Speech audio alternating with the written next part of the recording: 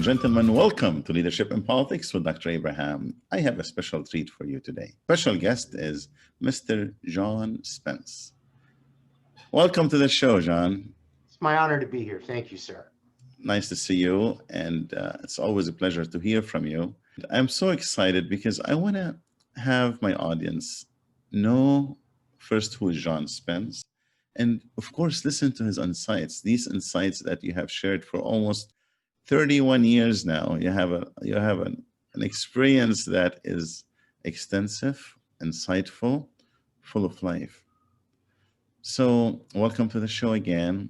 Tell me a little bit, who is John Spence? Well, there's a couple different John Spences, of course, home and this, that, and there, although they're all fused around. I think the fundamental thing that makes up my career and maybe part of my life is the idea of pattern recognition. I've built my whole life looking at subjects, looking at topics, whether it be the books behind me in leadership or fly fishing or gardening or whatever I'm pursuing, and trying to find a fundamental thread that runs through all of it. And that's the thing that gets me up in the morning. I love trying to understand things as deeply as I can, which helps me understand how little I know. You're diverse. Your thinking, your thought process is diverse. You're not just specific. I mean, you can talk about anything. Because of a lot of stuff. I've worked for a lot. It's one of the things that's been interesting in my career. For example, when I was working for Merrill Lynch years ago as their head of global leadership development, as a consultant, as an outsider, they said, we want you to teach a class on negotiations. Okay. And I said, this is not really an area of expertise for me. And they said, great, we'll send you to the Harvard Negotiation School and study all that, because that's basically what we want to teach our people. Read 100 books and then come back and teach a class on negotiation. Mm-hmm. I've had a lot of that happen in my career where clients, Wharton School of Business just asked me to put together a class on resilience. I know a little bit about it, but after I read 25 or 30 books and spend a couple hours studying it, looking for the pattern, brand new area of expertise, but a brand new area that I've been exposed to. It's the knowledge, the extensive knowledge that you bring. Now, you didn't start as John Spence, the guru of knowledge. You started at 26 years of age. You were a CEO of an international company, and you were acknowledged throughout your experience in life by the top thinkers, whether it's 50 or 30 years or hundreds. You name it and you're in it, right? But do you know what I'm interested in? And I want something to resonate with our audience that's starting their lives and they want to become the John Spence of tomorrow, of the future. Before the 26 years of age, what drove you to become John Spence, the young John Spence? Yeah, I failed out of college. Tell us more. Yeah, I grew up in a very well-to-do family, went to prep school and everything else like that. And I started off at the University of Miami in Miami, Florida, where I grew up. And it's a fairly long story. I'll keep it short. I did not take school seriously. Okay. If it was sunny, I went to the beach. If it was rainy, I went drinking or hanging out with my friends. And I promptly got kicked out after my third semester with a 1.6 GPA. Unfortunately, my father was one of the top people to ever graduate from the university, and one of the buildings on the campus was named after him. So that was the turning point. I basically got sort of shunned by my family, and I had to restart college. And that was the motivation for me to say, this isn't the life I want. What age were you then? How did you realize that so quickly? Well, I was probably 20 then, maybe, 20. And what happened was I live in Gainesville, Florida now. I went to the University of Florida with my transcripts from the University of Miami and turned them in. And the woman at the registrar's office literally started laughing. Yeah. And just looked at me and said, we don't want you. You're not welcome here. And it was one of the first times in my life I'd ever been considered a complete failure. Mm-hmm. And I'll never forget, I walked out of that building, sat down on the stairs and started to cry. And that was the turning point in my life where I said, I'm going down a really bad path here. I'm not headed towards what I want to create in my life. I've got to change it. And the key idea, I'm the only one that can do it. No one else can fix this for me. So it starts from within. Yep. Starts from within. If somebody going through similar situation at this time, what's your advice to them? Ask for help. What Ask kind of help? everybody in sight for help. Ask your teachers, your friends, your professors. Ask authors by reading their books. And then the other thing is you become what you focus on and like the people you spend time with. So Hmm. focus on healthy things, on studying, on getting good grades, on setting yourself up for your dream life. Surround yourself like you and I have with bright colleagues like Dr. Oleg Konovalov and the other Look at folks that. we know. And that's really what changed my career was I turned my focus to being successful and I surrounded myself with fun, nice, polite, high integrity, successful people. And I forget who the author was, but it's basically you're the average of the top five or the five people you spend the most time with. Mm, That was one of the biggest things that changed my life. that is impressive. Actually, that's an excellent advice needed because as long as they acknowledge they have a weak point, then from that point they can move forward. Yeah, well, you and I were chatting about this before we went on, and when you realized to how to become a better speaker and interact better with people. I realized early in my career, I always wanted to be right. I thought I was smart when I became a consultant in my 30s. It was always, me fighting for what was right. And then one day I woke up and went, I'm not right. I Mm, have a lot of weaknesses. There's a lot of stuff I don't know. And even the stuff I think I know, there's always another side to it. So yes. one day I gave up the idea of trying to be right. And that was another turning point in my life where it went from prove you're right to let's just have fun. Let's just throw some ideas out there and do what we can do to help each other. It's okay to say I don't know. And I don't know, it's in itself, it's a verdict. It's an opinion. You don't know, you don't know. You don't have to pretend you know.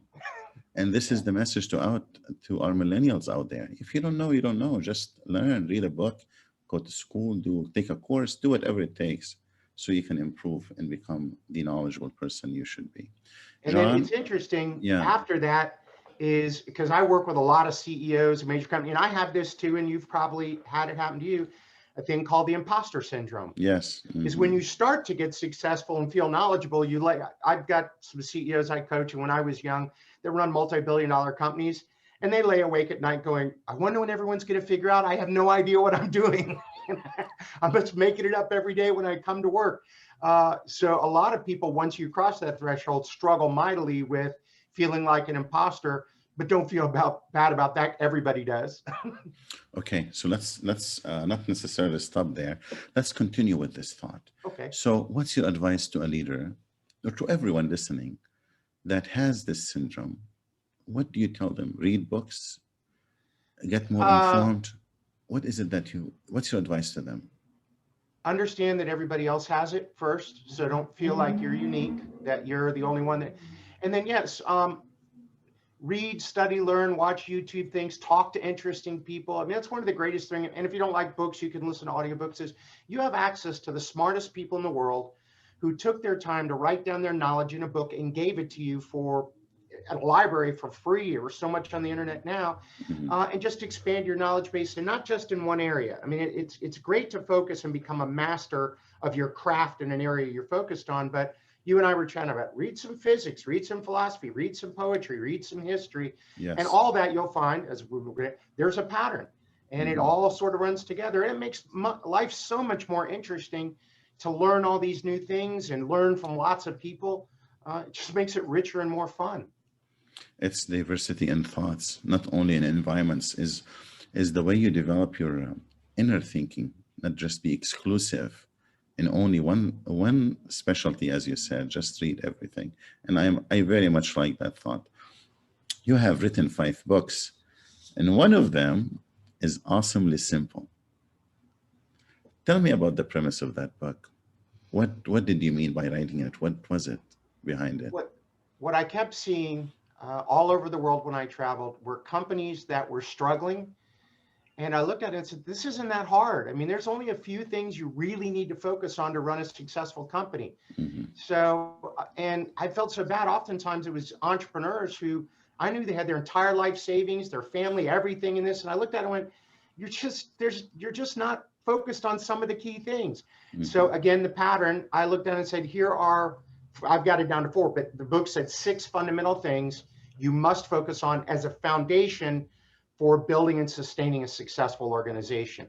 And I just wanted to see if you do these, now you can play with some other things. But if you don't do these things well, there's no way your organization can be successful. And these steps are based on an extensive experience, years of knowledge and interaction with others, other leaders that you learn from, and you Mhm. also shared your insights with. Yes, So, sir. yeah, definitely the book is awesomely simple. I recommend it. And you can find it on Amazon, Hmm. find it on Amazon, and probably on all your website as well, johnspence.com. Sweet. Thank you. Of course. John, what else do you want to talk about and share with our audience in this uncertain times? These uncertain times, what's your advice to leaders? My advice right now is obviously focus on the fundamentals and things like that for me. But the main thing that I'm seeing is the EQ side of this, the emotional quotient, that people are going through a lot of emotions right now of fear, anxiety, depression, stress. And it's important to check on the emotional side of your employees. Hmm. Yes, I want them to do great work. I want them to turn in world-class work, stay focused, stay on time, all that. But taking the time to say, how are you feeling? How are you as a person? How are you doing? I think it's an interesting idea that 5 years from today, when all this is behind us, your employees and your customers are going to remember how you treated them right now. Yes, especially at this time, an anxiety at work comes naturally because of what's happening. And I don't think any one of us was trained enough or prepared to deal with such magnitude of tragedies first we faced, plus the disruption, this level of what do we do next? It's one of the things I've talked to with some of my clients. Again, entrepreneurs, I've got all kinds, but I'm thinking of one person I knew had a 400 person company, been around for 25 years, very successful, great culture, that did processing of raw foods for restaurants, schools, and large corporate cafeterias. And he watched 90% of his revenue walk away in one Mm, week. yes. And his business basically brought to its knees. And the key thing I said to him and other entrepreneurs is, it's not your fault. There was no way you could have known this coming. There's nothing you did wrong. Because a Hmm. lot of them were like, it's my fault. Why did I do this? I feel bad about laying my people off. I go understand that, but you didn't do this. So a lot of us, all of us got caught off guard, not with no way to know that something this challenging was heading towards us and would change our lives in many, many ways and dramatically. I like your advice to him. Probably he needed to hear that too. He felt guilty. You lifted that guilt because it's really none of our faults. It's just unpredictable. Came in a surprising timing, and we had a leadership that didn't know how to act either. So we were not blessed in that regards. You and I, we went to a retreat, visionary retreat, with the man himself, Dr. Oleg. What do you think of this venture he's doing and what's happening? Well, I think more than any time in my life, at least, we need visionary leaders now. Hmm. And that's what the retreat was on visionary leadership. Not only a vision for yourself, as he taught us, but a vision for your organization and, frankly, a vision for the world. Things have changed pretty dramatically. We're at a unique point in history where we get a chance to rewrite some of it because things are in such turmoil politically, economically, the COVID and everything. Organizations are fundamentally changing. The way we Yes, work is fundamentally changing. I think now is a time where visionaries are going to be able to step in, visionary leaders, and create positive change. And as we look at the reimagining of work, that it's going to be visionary leaders who step into that void and help us find a better way to work together. I absolutely agree to that, and it takes it takes visionary leaders to lead the way, especially thinking of the future and what's happening. We do need at least 3 4 years to come out of this tragedy we're in, just to Yeah. go back to the status quo we were in. So a visionary leaders are needed, and it's not only in the political scene. It has to be within the organizations, within a societal change for all the things for things to go back to normal.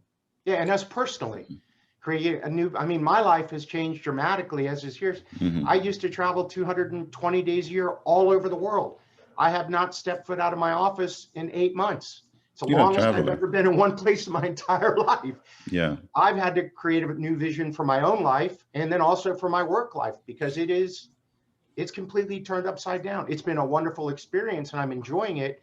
But if you had told me a year ago, John, you are going to be in your office for 8 months straight and not Mhm. travel at all, I would have told you that's just impossible. I've been on the road for 31 years. Yeah. It's a new experience, but it's an exciting experience. You're a speaker. I mean, you're a professional speaker. You are an author. You're an executive coach. I mean, your life is full of contributions. Thank you. How did you morph from a traveler that cannot be within four walls to this level? Because although you were in your office for these 9 months, but you didn't stop there. You didn't say it ends. You actually created something out of it. So tell me, what's your mindset at the time? How did you do it? Well, two or three things. One is my wife and I, who's my business partner, saw this coming about 5 years ago. I Okay. did a big conference in Amsterdam from my home in Florida. And that's when we looked at each other and said, probably in 10 years, a lot of the stuff we do is virtual. It got shortened up. Okay. So probably that, but it wasn't because of COVID, probably because of innovations. But Yeah, we COVID, saw it yeah. coming. I was mentioning I have a small office about 7 miles from my house. I have 6 sound studios here. The Mhm. entire office is lightproof and soundproof. I built that 5 years ago when we came back. Nice. It Nice. started doing more video work, but we immediately upgraded all our technology. Literally, the day that they canceled the NBA and everybody started to say this is real, we got on and ordered all the best stuff we could to have the highest end technology we could. And then it's been amazing. There's been a real up to this to me is you and I haven't had a chance to chat. I don't talk to Oleg or Marshall Goldsmith or other stuff that often. Now that I'm not traveling, I've been able to connect much more deeply with people all over the world. I have calls once a week with my friends in New Zealand, Australia, on and on and on. Nice. When I was living on the road, basically, I didn't get to see people interact. I was on planes doing this, that, and the other, didn't have a lot. Now I have a couple hours a day to connect with people, read, Mhm. study, do things. I see it as a real positive. I'm going to have a hard time going back to traveling when this all ends. And like you, I believe for me, and you, I used to get in front of 1,000, 10,000, 20,000 people. That is not happening. 10,000 people in a room, shoulder to shoulder for A probably period of many time. years. Yeah, period of Uh, time.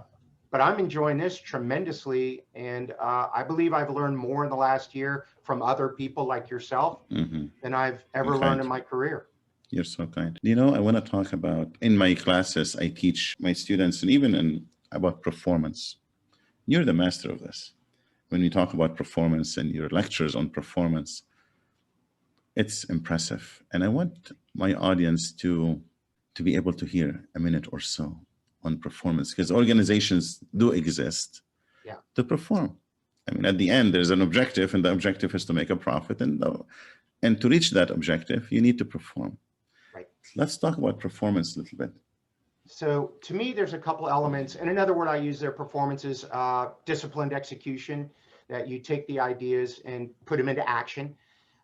So I think there's a few elements. One is a vivid, compelling, and well communicated vision and strategy. Nice.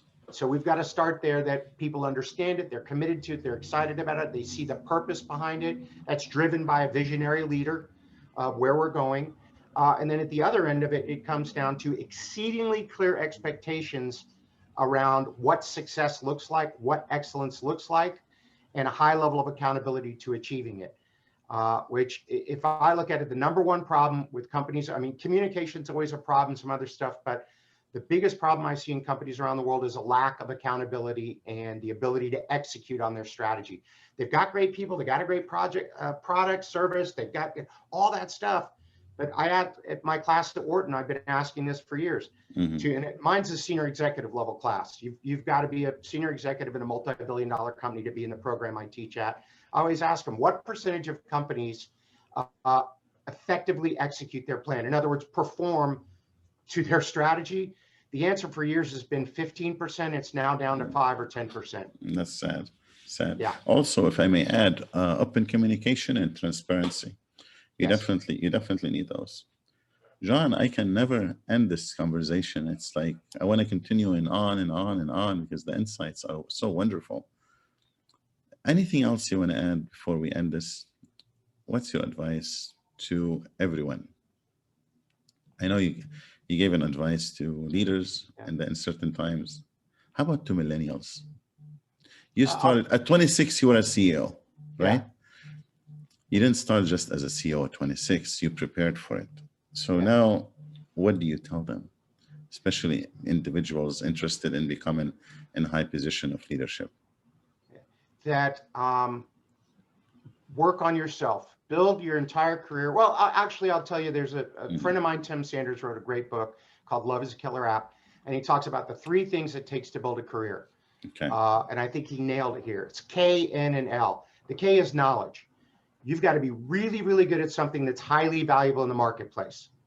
If it isn't highly valuable, it's called a hobby. So knowledge, you got to be really good at something that's highly valuable.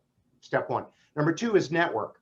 A lot of the right people need to know that about you. And by right people, it's what I call hubs. People like you and me and Oleg and other people that if I'm really impressed, I don't tell a few people, I can tell a few hundred or a few thousand or a few 100,000 by putting it on my blog or stuff. So you want those people that can reach out and share the fact that you're really, really good at something that's highly valuable, which leads to the third one, the L, which is love. Mm. Are you a kind, loving person of integrity and honesty? If you're a Yeah. kind, loving person of honesty and integrity, a lot of the right people know that about you, and you're really good at something that's valuable, your Mhm. career is set. So the 3 questions are, what did I learn today? Who did I meet today? And did I live my values today? And I Mm. believe if you pursue those 3 questions throughout your career and your life, you're going to be setting yourself up for success by whatever definition of success you have. I love what I'm hearing. I love the legacy you're leaving behind, John. You're People will look back and now and in the future and see what you've done, your contribution. Continue doing the good work. I do thank you for your time. Ladies and gentlemen, author, speaker, executive coach, John Spence. Thank you Have so much. a That was pleasant day. wonderful. Pleasant day to you.